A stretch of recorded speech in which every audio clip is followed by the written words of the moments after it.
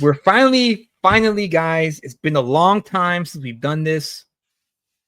But I'm glad we brought it back because it's part of our. It's a major staple of our show. It's what pretty much makes our show unique, I think, for amongst the rest of the shows on YouTube, and that is the one and only.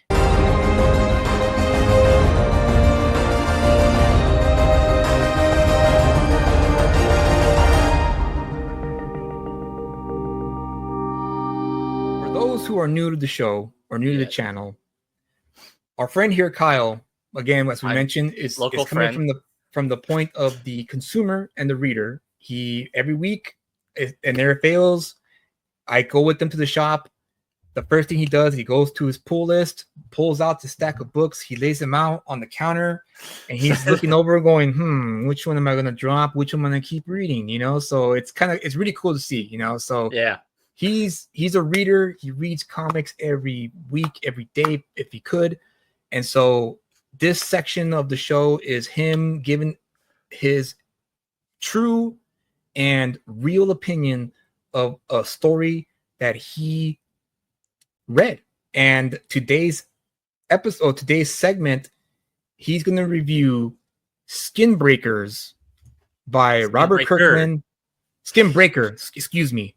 Skinbreaker by Robert Kirkman and David Finch, with colors by I don't know his first name, Leone, and letters by Russ Wooton. Wooton, I could never pronounce his last name. Apologies to the letterer of this, but Kyle, take it away.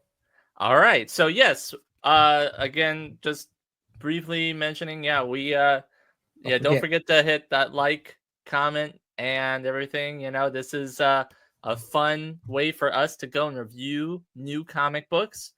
I picked Skinbreaker up because it was one where I heard about it. Obviously Robert Kirkman is very popular now because of Battle Beast and Invincible with the TV, the TV show on Amazon that's been, And so when he showed that he was going to be doing a new universe title, and I saw the art, and I'm like, all right, well, I'll give it a shot and see how it is.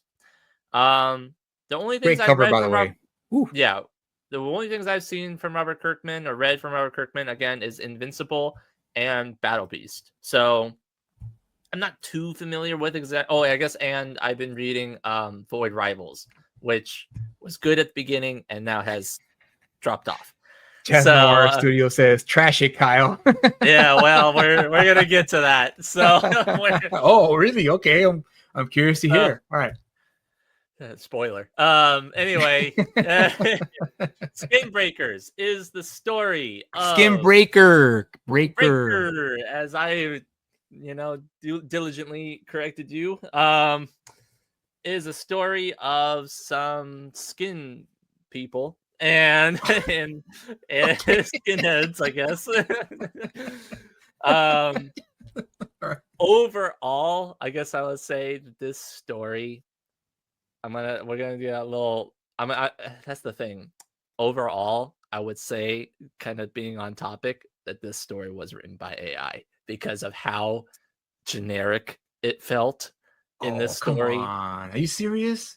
Honestly, I thought that this was kind of like an AI book to begin with because come on, really? Don't say that about Kirkman, dude. Come on. It was so generic, man. I'm telling you. Okay, so the art is phenomenal. Yeah. Wow. Look at the detail in this. Now, the thing is, what a beauty. The thing is with this art is that it's so beautiful and it's so detailed that it's running the same problem that I've had in previous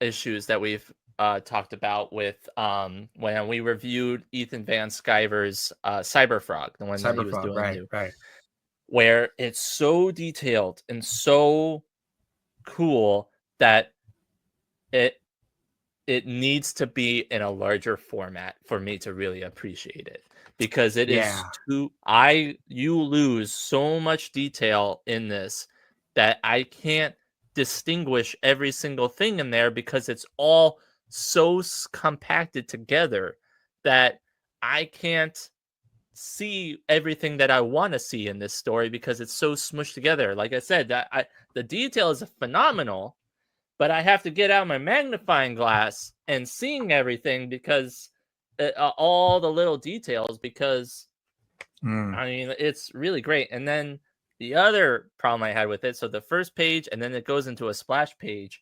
So this first page that will go up, the first page was completely pointless because it just shows woodlands and just shows that. But we also just get a splash page where the second page is just also woodlands. And then you have a splash page with some guys on it.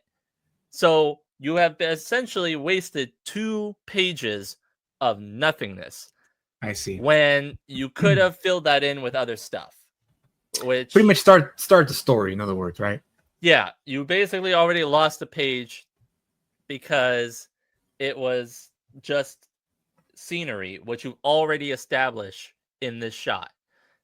And I honestly think that it should have taken up both pages because the left-hand side page is, again, just more trees and vines and stuff. So I would have loved, because in the dialogue it says that they are hunting creature from like a lion-esque type creature in their world, like because they're hunters. Yeah. And so it says that it has our scent. I would have loved to maybe in the first page, if you're going to do that, maybe in the first page have them be super tiny that we're following, and then like in the foreground see the actual thing, like a background, like the back shot. Oh, of it, right, like of the creature hunting them, like perched up on the thing, and like it's not this thing here, is it? No, it's not that. Like, I wish that it was like, we saw the back of it in the foreground, right? And then these guys really small way in the distance, and then we cut to this where it's like they are kind of sensing that they're being hunted.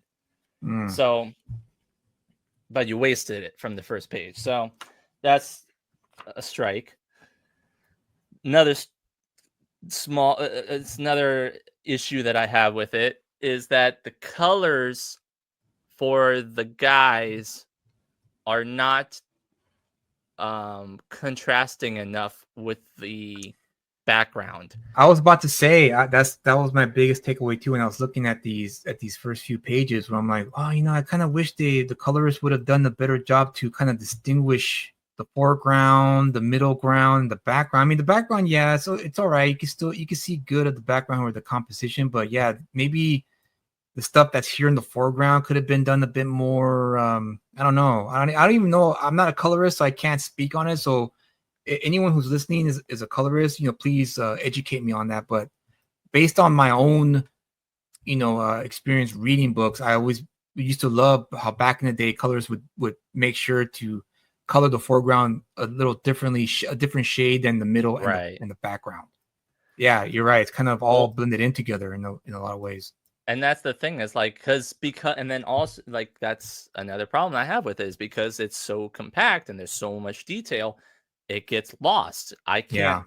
There's some portions in here where I can't legitimately tell what's going on because it all blends together so much, because there's so much detail in it. Basically, the story, as we're finding out, is that this is a chieftain who's older. He's in his later years of his life. No, that's the son. So it's the son and the chieftain. So the chieftain has the longer bladed sword, and then the son has like the axe. I see. Okay. And the chieftain's older. He's out with his son hunting. And that's basically it right now. They go and they're trying to track down this monster, and then we get the shot of the monster. So, I mean, it's like I said, it's like a hybrid, like tiger and bug type thing, I guess. Are you sure that wasn't the thing? Let me see. No, it's not the thing. The first thing is it's like a lizard, right? Lizard or iguana or something like that. Oh, I see. Okay, yeah. All right. Yeah. All right. So yeah, then you have the double page spread of that. And that's man, dude, David Finch is what a master, man. Look, I mean, just the art alone, you're right, it's absolutely phenomenal. Just how much you put into it. Amazing. But the thing is, though, really amazing. It's amazing, but the story does not help it at all, because I was expecting them to actually have a fight, but then the next page is it dies. It just falls off to the side and lands in some spikes. Now, I assume because these look like they made the spikes that they were drawing it to the thing, but as you can see up in the corner there, that the son had to pull the chieftain away to trick it. You would think that if they were setting the trap, they would have like both dived, knowing that the beast was going to go and fall into the spikes. Not, oh, what am I supposed to do? Oh, get out of the way, Dad, and then we pull you. You know, right. You get what I'm saying? Yeah, I get what you're saying. Yeah. So, and then that's it. I was expecting a fight though, and it's just a stupid trap thing. Which, I mean, it's... Well, I mean, to be fair, I'm reading this line here. This is a shameful way to hunt. My time is over. So, do they establish that the son is the one who set up this trap here? Yeah, I guess it's the story is that the chieftain is older. This society that they live in is the strongest and the fittest should survive. So if you're not fit, then you need to be challenged and then defeated, and then the next strongest should be in place. I see. So, I mean, I guess in the story point of view, coming from putting my editor's cap on, it's fine. It works, because if you're telling me that he has to use his strength, that means he didn't use his strength. He used his wits. He used his brain instead. Yeah. To kill the monster. And it sounds like here that the father is shameful of it, because it's not the way he was supposed to kill this monster. He was supposed to do with his, I guess apparently with his bare hands and his weapon. Yeah, I mean, to that effect. And so then they have it. I get this scene here where, the chieftain, the dad, is trying to finish it off. And I see. because I guess it's still alive, but he can't, because he's not strong enough. So then, the next page, and literally that's the thing, is like there's dialogue bubbles that almost don't need to be there, because we can, again, the art does speak for itself for the most part, because you can kind of tell that he's struggling, but he can't do it. So I do like the artist. So scroll down. Yeah. I do like the artist's perspective of like where he's trying, and then he says, you can see the defeated thing. You don't need the bubbles that says I can't. You can tell by the way that the artist drew him. Yeah. That he's defeated and stuff. Now, I didn't like the placement of because they look so similar. I did, when I first read it, got confused. So if you zoom out so that you can see all the panels of the page, it got a little confusing, because they're situated in a way where when I first read it, and they do look so alike, that I see what you mean. Thought Panel that, 1 and 3, got his right? strength back and then did it and then got back. So it's like it was a little jarring and trying to figure out who was who in this situation. I see. Yeah, I can see that. There. So that was another little thing that I had for that. And because they do look so much alike. So anyway, the story then continues, where they then just talk about, the world that we live in, and saying, how, I'm weak, so you must challenge me, otherwise somebody else will, and I want you to be in it because you're my son, and that way we keep it in the family line. And the son's all like, no, I don't want to, because you're still good, Dad, and I don't want you to leave, and a bunch of generic stuff. And so then you get the stereotypical, second in command general guy that's like the super buff, like I'm I'm the one that needs to be in charge. And he literally just tells you that, like, I'm the one that should be in charge. And, basically mocking them. It's like, hey, need any help with that, monster that you killed? Did you do it all by yourself? I didn't think you were that tough, man. So, and then son's all like, oh, yeah, how dare you speak to my dad that way? You jerk. I'm way better than you. And then the guy, that just goes in back and forth on that. And then the chieftain's like, no, we shouldn't be fighting. We're all friends here. And then the guy gets all in a huff and is like, yeah, well, till tomorrow or something. Okay. So anyway, then they get to their little city town. Yeah, this is kind of cool. It kind of reminds me a little bit of James Stokoe, Orkstein.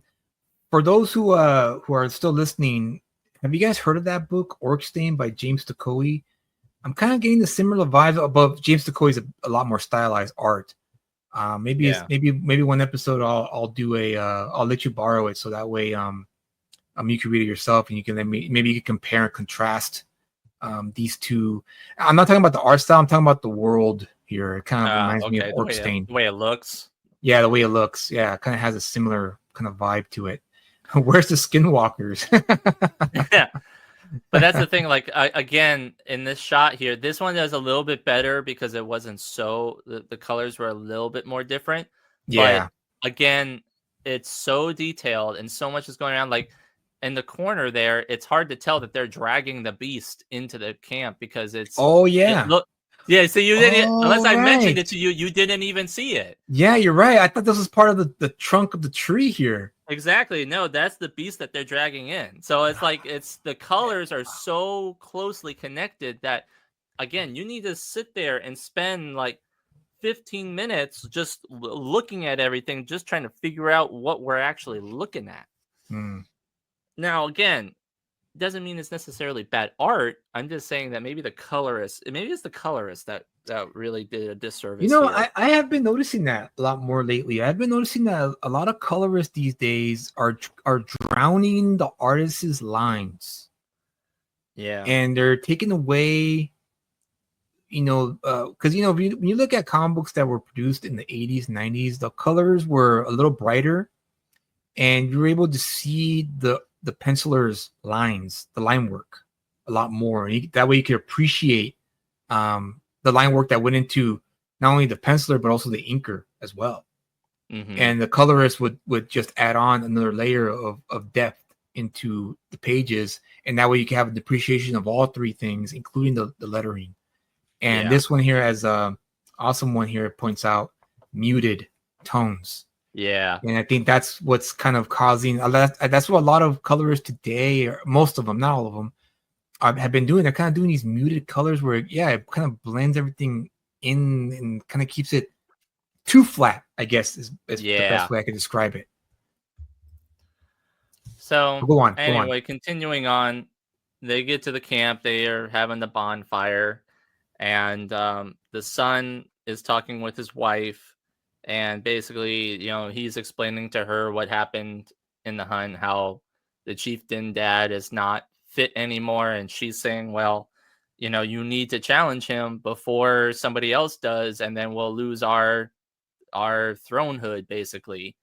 And he's like, I can't do that because my son. And so then we find out that his son is deformed, I guess you would say. We later find out why in a few pages, but I guess they have to be sheltered because he's deformed and not he doesn't have his skin yet, as we'll find out. So, and he's ashamed of himself because he can't go out with everybody, all his friends and everything like that, because it's not his time yet. Right. And so we find out why in this section, where the chieftain with his sword, they have a ceremony where he reflects the light in his sword onto the children. All the children, and I guess their whole race, are born without skin. And then when the time comes, the magicness gets their skin on them. Interesting. That's a pretty cool premise. I like that. So anyway, then it gets to the chieftain's grandson, I guess, and it's not working for him. And I guess it hasn't been for many, many, many times now. And far later than what normally happens. So he's upset and it's burning him and it's not working. And so this is when the jerk, second in command guy says, see, this is a,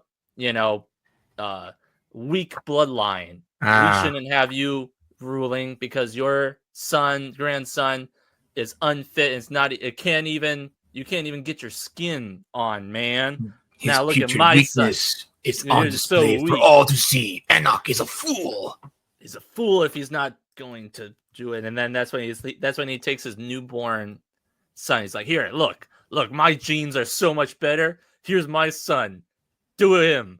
And so he forces him to do it. And then, he gets his skin like way earlier. And then he's like, see, I was right, man. I was right. My genes are better. We need to be in rule. And he's like, and that brings me to another point. I challenge. And then that's when the son comes in and says, I challenge the chieftain to it. And he's like, what? And then he's like, well, that was supposed to be me. And then that's the challenge. So one of them, the challenge is it's to the death. So, one of them's going to have to die. And that's how it ends. Okay. So, I mean, I guess it's kind of generic. It's not totally generic. I just look at it. It's just basically almost like Lion King. It's basically Lion King, but in a sense. I guess. I mean, you say Lion King, I say Hamlet. Well, I mean it's the same. Yeah, it's the same thing. Let me ask you this. Let me ask you this then. To be fair, in the sake of fairness, what made this bland? Was it just the story? The whole story itself? It was, I guess it was because I was expecting something really intriguing and I didn't get that. It's like I've seen this before. I've seen I could write this myself type of thing. It's like that's why I say it's generic. Now, I'm glad that it wasn't overwritten. The dialogue was all right. It was fine. It was it just felt bland. And it probably doesn't help that the colorist made everything look so congealed together that I couldn't distinguish anything. So I wish there was the colorist was there, because again, the art, the line work and the art and stuff is amazing. It's fantastic. I love it. I like the way it looks. It feels so flat to me. Yeah, awesome one here says the antagonist backs down pretty quickly, and you're right. You're absolutely right, because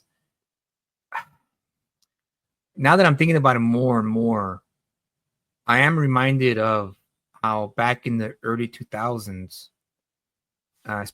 specifically Mark Miller was more famous for it, but also Brian Michael Bendis and other good writers that were out and about during that time. They'd always leave you hanging on a great cliffhanger, right? And so if they really, and I feel like that art, that the cliffhanger, the art of a cliffhanger is kind of has died out with a lot of these. And again, shame on Robert Kirkman, because he should know better. To create actual buzz and to create excitement for the next issue, you gotta give them something to like, oh, I can't wait for this. And you're right, it doesn't do that when you explain what the story is going.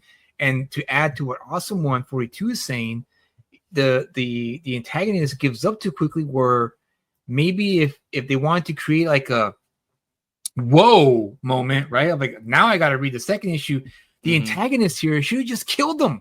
That's what I was thinking. He should have just went over, grabbed his sword and stabbed him, and then just says, "I declare myself." And then the son could have been like, "You broke the rules, you broke the tradition. Now I challenge you." And then that could have been like, "Oh crap, here we go," because they established that he's kind of weaker and uses his brain more. We see that his kid is not there yet, and we see that he stepped up. He overstepped him essentially. He pretty much disrespected him here with this. Yeah, like a total disrespect. And he just kind of like, huh? Like you said, what?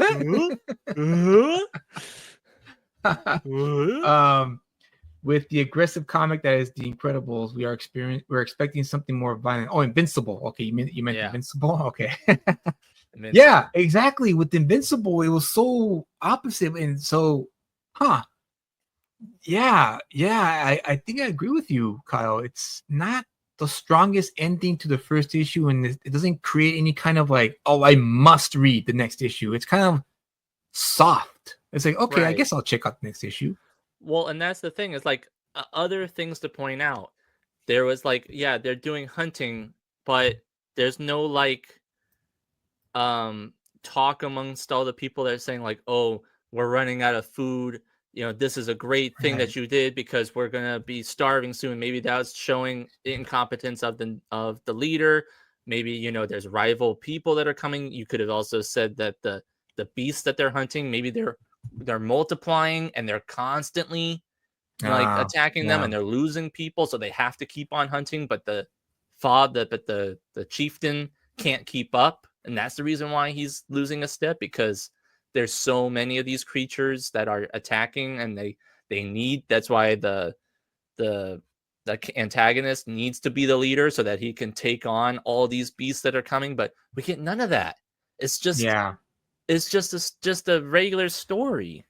And I also noticed too that maybe with it to build more attention, which is what going back to what you said about the first few pages being wasted, they could have started off here. Well, obviously you can't start off here because the first page is like something. Maybe they could have done the first page could have been a splash, and they could have done insert panels where like, there's like few panels here, obviously pull this out, and then they could have showed that they walked a long way, and maybe somewhere the creature was hunting them down, and then the double page could have been right here. Yeah. Right here. And then get rid of these pages right here. And so get rid of these pages and start off with the splash, the first page, and then when you turn to page 2 and 3, it could have been, instead of this, it could have been this. Yeah. And then the next pages could have been a few pages of action where we see the dad step up, but the son kind of cowers back like, oh no. And then there's a whole back and forth, maybe a quick back and forth, and then we could have ended the little fight with this. Yeah. And then this would have been a little bit more, not powerful, but it would have been more sense of like, this is shameful. Yeah. I can't believe you did that. You moved out of the way. You should have struck him. Why didn't you strike him? And then they could have had the conversation as they're walking back, dragging the beast back, saying, why didn't you strike him? And then, pretty much hound them. And you're right. It could have been where maybe, they could have mentioned with the whole thing about the world and what's the threats that's being posed upon them, and then have the ending where we see that this guy, now he has to fight the guy who's ready to take over the tribe in the end here. And that's the thing, is like the world building aspect of it. Like I said, it's okay. It's a place with monsters, and the magical element is that they're born without skin, and then pretty easily they just get skin, and one of them doesn't. So he's going to be special for some reason. He's going to be like the chosen one or something, and then the other one, and the other one is going to be like the antagonist one. He's going to be the one that's showing everybody up because he was chosen way earlier than everybody else. So they're going to have the rivalry and stuff, and it seems so played out, and it's just there's nothing there to keep me invested. I don't care about the second issue because there's not. I can probably just write it myself. I could go to ChatGPT and say and tell me what the next storyline would be. Oh man. Oh boy. Okay, well, what's the final verdict? Is Skinbreaker by Robert Kirkman, David Finch worth the pickup? No, it is not worth the pickup. Oh gosh. You could just watch Lion King or Hamlet and get the same story.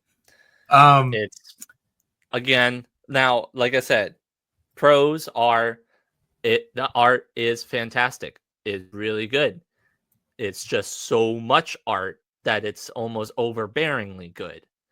The colorist did a horrible disservice to the art. Everything was so flat and melded together that you can't distinguish the art from itself. So Annalisa Leone is the colorist of the of this book here. You know, she did a horrible disservice. The story itself, and just for the record, the color job is good. It's fine. It's just that she probably could have distinguished again the foreground, middle ground, and background a bit more with the as Awesome One said here. The what do you say? What do you say here? Tacky or muted tones. Muted tones. Muted tones. Yeah. Yeah. So yeah, it's and then the like I said, story is not there. It's very generic. There's nothing to keep me invested. The world building is very lacking. I don't care for this world. It seems very, like I said, very generic. So I would like to like it, but there's nothing here that makes me want to. Are you going to pick up the art? Are you going to pick up the second issue and give it one last, give it another try? I will. No? I will flip through the second issue, and if I don't see anything, then I'm not picking it up. I don't want to waste another $5 on it. Ooh, well, there you have it, folks. Kyle's final verdict is that Skinbreaker by Robert Kirkman and David Finch with colors by Annalisa Leone and letters by Russ Wooton. It's not worth the pickup. Whoa. You're going to piss off a lot of Kirkman fans with that one, let me tell you. Hey, I love Battle Beast, and, you know, it's Battle Beast great. Is good, yeah. Jazz Noir says, yeah, trash him, Kyle. Trash him. Hey, I say it how it is. All right. You know, I don't care. I'm keeping it real. Keeping it real. I am a consumer, and that's what I say. And that's the reason. And I paid $5 for it. So I am allowed to have an opinion on it. Oliver says, was that comic done with AI? He wonders. I mean, maybe. In my opinion, it seemed a little. Not my opinion. Not my opinion. I would hope not, but yeah, it just. No, that's unfortunate because you know, Robert Kirkman is hitting it out of the park with Battle Beast, and I mean, I've been enjoying it. For some reason, maybe he's trying to go a different direction with this or a different approach with Skinbreaker. However, the artwork is phenomenal. I will say that it's just fantastic all throughout. I just wish Oli, since you're here, what do you think of the colors? Did you agree about the layering of the colors, or were you okay with the coloring of this book? I'm curious to know what your thoughts are on that. But yeah, I have to agree, man. I didn't read the issue, so I can't speak too much about it. However, based on what you've told me and what I saw on the in these pages here, it does appear like it's just kind of like okay issue, like it's fine. Literally what I said in the review is the whole story. There is nothing else. That is the story. Well, that's like I said, unfortunate because you know, comic book writing 101 is you have to hook the reader with that first issue. You gotta send that first impression. It's gotta be solid because you want them to come back for the second issue. That's like the number one thing. You always want them to come back. And again, I don't know if Kirkman mailed it in. Maybe I know Kirkman's famous for the slow burn, so maybe that's what he's doing here again. He's kind of starting the slow burn, and that's just the way he's comfortable with. But yeah, it didn't work for me like it didn't work for you. So that's unfortunate. Dang, that sucks. Yeah, so that's how it is. I know my verdict is don't pick it up. If you want to, just flip through the second. You've seen the review now. You want to flip through the second issue when it comes out and see if you want to pick it up. That's on you, but I recommend you don't, because I'll flip through it and see, but based off of this first issue, it's not doing anything for me. So anyway, well, there you have it. There you have it, folks. There you have it. Okay, here we go. Ollie says, seems like that's the coloring style they use for Finch art nowadays. It's all right. Ascension was the best colored Finch comic art in my opinion. Now, Ascension. I need to look. I need to look at this. I need to find out. Yeah, I need to find out for sure. Ollie is just. It just seemed so generic and not noted. Like, I wish that they had made the actual people a different color so that it didn't blend so well into the background of the store of the art. It just sent it's just with the way that like the animals and stuff look, it's just very hard for somebody to really distinguish between them unless it's like very pronounced. So again, you can go and look for yourself as well, but that's my opinion. Here we go. Let's see. Let's take a close look here. What do you think? Take a gander. What do you think? Yeah. I mean, it's a little better. I mean, we can see more of the yeah. It's a little bit better, but I wish the wings, I wish they made the background a little bit more contrasting against the wings and the trees, because I can't, again, it's the same thing where I like the trees, the background, and the wings all kind of blend into each other. Like, yeah, I can see that, but it's not as bad as it's not as bad as the other one. We saw with Skinbreaker. But the thing is, it's all gray though. Like, that was the style back then. This is when the image. This is when was this put out, Oli? There you go. A red background would make it pop like orange. That's what I would have wanted more, or just black, even if you're gonna do that. But because it's gray, it does blend in more so with the wings than it would be if it was red or orange or something. I see. Or make the wings that color or something, I don't know. Okay. That's my opinion on things. I could be wrong, probably wrong, but I'm just a consumer, man, and I am just buying what I want, and I'm gonna say what I want. So that's how it is. All right, that's how it is.